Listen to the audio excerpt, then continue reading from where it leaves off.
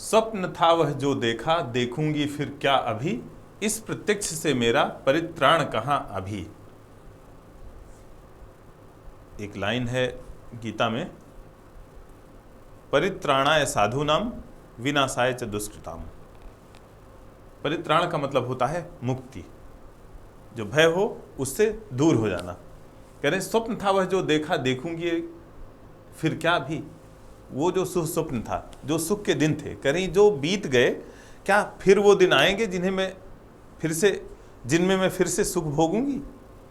इस प्रत्यक्ष से मेरा परित्राण कहाँ अभी। जो प्रत्यक्ष है, जो विरह का समय है, उससे मैं कैसे विलग होंगी, कैसे दूर होंगी, कैसे मुझे इससे छुटकारा मिलेगा।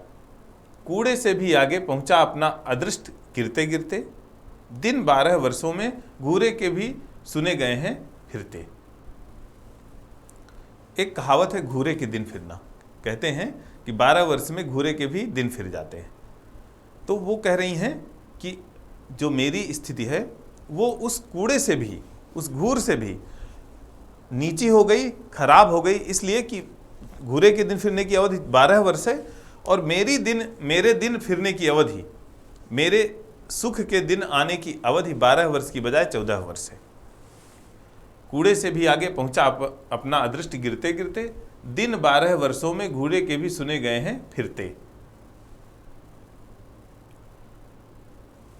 रस पिया सखी नित्य जहां नया, अब अलभ्य वहां विष हो गया।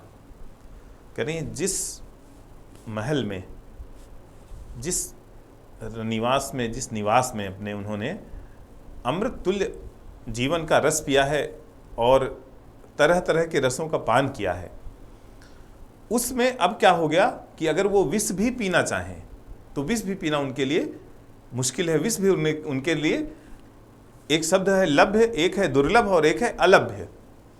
दुर्लभ कहते हैं जो कठिनाई से मिल सके, जैसे एक गमनीय है जहां आराम से जा सकें, एक है दुर्गम मुश्किल से जा सकें, और एक है अगम जहां जाया ही न जा सके।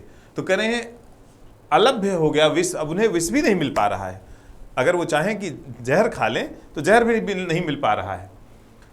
मरण जीवन की यह संगिनी, बन सकी वन की न विहंगिनी। जो पति और पत्नी का साथ होता था वो जन्म और मरण का साथ होता था।